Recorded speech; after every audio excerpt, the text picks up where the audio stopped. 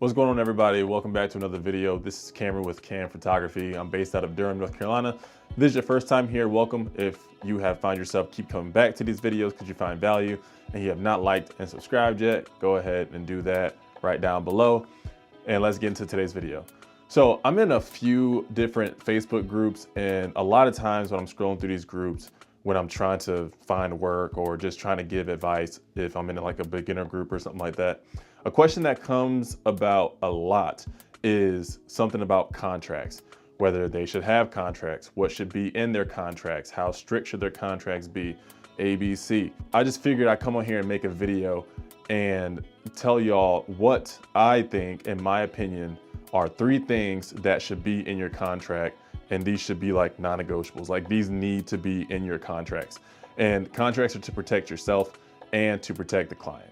Now, before we even get into these 3 things, you should be having a contract. If you are a photographer and you are talking about starting a business, you should have a contract. That shouldn't be a question. And I don't even care if you're just building your portfolio and doing a lot of free stuff. That free stuff should be under contract, because that protects you and that protects the client.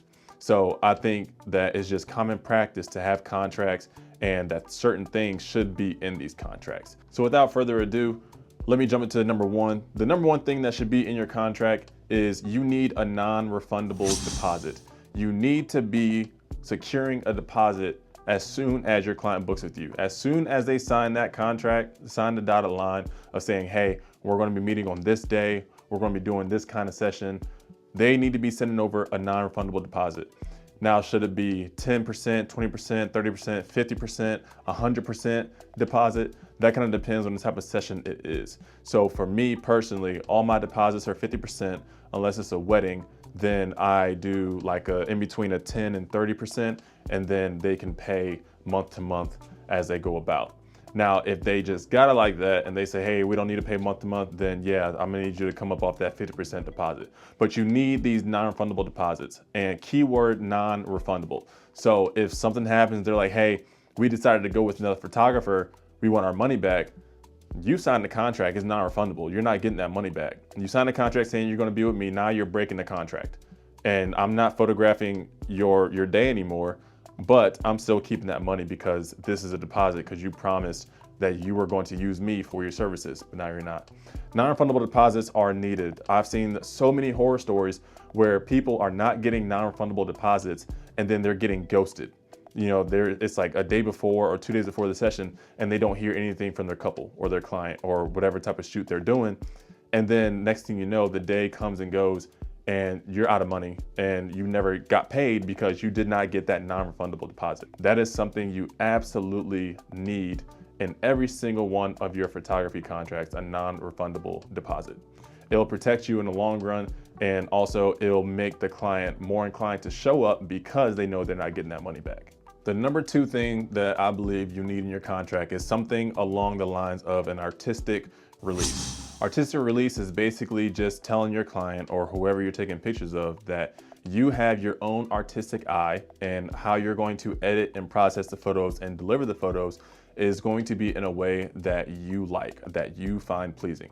Now, of course, if they come to you and say, hey, we're looking for this kind of vibe, and you agree to that, then definitely deliver with that kind of vibe. But at the end of the day, the artistic release gives you free range to be as free and artistic as you want. Don't be one of those photographers that doesn't have artistic release in their contract, and then when it comes down to delivering the photos, they want you to change 5, 10, 15 things about the pictures, and you kind of have to do it because you did not have in your contract an artistic release or a retouching limit or a re-editing limit. And actually that could be a bonus one, but that's not really included in this video, but we'll mark that as a bonus up here, that, you know, re-editing or retouching limit is going to be good too. As a photographer, you are an artist in your own right. You are going to see pictures a certain way, you're going to see compositions a certain way, you're going to see lighting a certain way, and you're going to like what you like.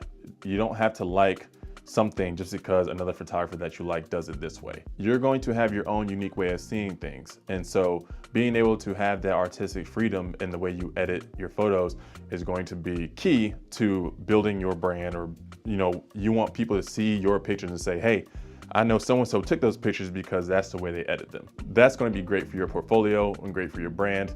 In the long run, it's just going to be better for you and your business. And the third thing you need in your photography contract, and I think this is the biggest one out of all the three in this video, is event specification and misrepresentation. Now, what does that mean? Because that's a lot of syllables that I just blurted out. So basically, think about it like this. Someone hits you up and says, hey, I want a family session done.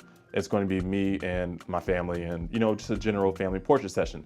Typically those run, depending on how new you are or how advanced you are, those are going to run anywhere between maybe $200 and $500 depending on the time limit that they need. And say they need you for 2 hours. So say you quote them $500 for 2 hours because it's a family session. And then you get to the session, you realize it's a whole wedding. And it's like, well, you didn't book a wedding, you booked a family session. But if you sign the contract and you don't have this in your contract, then you're obligated to provide these services because you aren't protecting yourself in this case. Now, typically, you will want to either walk away or demand money up front saying, hey, this is a wedding and my wedding prices are this, but you paid this because it's a family session. Having this event specification and misrepresentation in your contract is going to give you the ability to either leave and walk away because you're not doing a wedding for family portrait session prices, or you can say, hey, I'm not doing this unless you pay my wedding prices. And all that money has to come up front. And that's another important thing. If you get to a family session and realize it's a wedding, there's no pay half now and pay half later. Everything has to come now. Like, you got to pay all this money right now before I even take my camera out of my bag. And that's going to be on them for lying. So if you want to be protected in that aspect and to be able to walk away with your non-refundable deposit and not photograph this because this is not what you're getting paid to do, you need to have something along the lines of event specification and misrepresentation. I think that's the biggest one and the most important one because you don't not want to be taken advantage of as a photographer, especially if you're just starting your business. And I know it's going to be tempting to take photos of this wedding if you get booked for a family session because you can say like, oh, this is going to be great for my portfolio, but it's not going to be worth it. I promise you. It's if they feel the need that they have to lie about a family session and to get a free, essentially a free wedding out of it, they're not going to be a client you want to deal with anyway. So event specification and misrepresentation is needed. So just to recap what we just talked about in today's video, the three things that you need in your photography contract if you're starting your own business is 1, you need a non-refundable deposit. 2, you need to have something in there about artistic release. And 3, you need a clause in there about event specification and misrepresentation. And I think if you have these three things to start, you'll be well off. And just a shameless plug, I am not sponsored, but Pixieset, if you use Pixieset to deliver your online galleries, Pixieset is an all-in-one place where you can build your website, you can deliver client galleries, and you can even manage contracts and also find good templates for your contracts, whether it be portrait contract, whether it be a wedding contract or general photography contract. They have a lot of good templates to go from, and then you can add stuff in there as you will. And that's how I use all my stuff. My website is through Pixieset. I deliver my client galleries to Pixieset, and then I also send my invoices and my contracts through Pixieset. And you can also have freedom to have an online store. And there's a free version, and then you can also pay for more storage and more things here and there, but I'm on the free version because, I'm cheap. But anyway, thank you for tuning into this video. If you found some value in this, go ahead and like and subscribe. There's going to be a lot more where this came from. Again, I am Cameron with K&F Photography based out of Durham, North Carolina. You can follow me on Instagram and my link's in the bio, and also my website is in the bio. So if you're around the area and you need some photography needs, hit me up. I will be happy and more than glad to capture your day or your session, whatever it may be. So with that being said, thank you for tuning in, and until next time.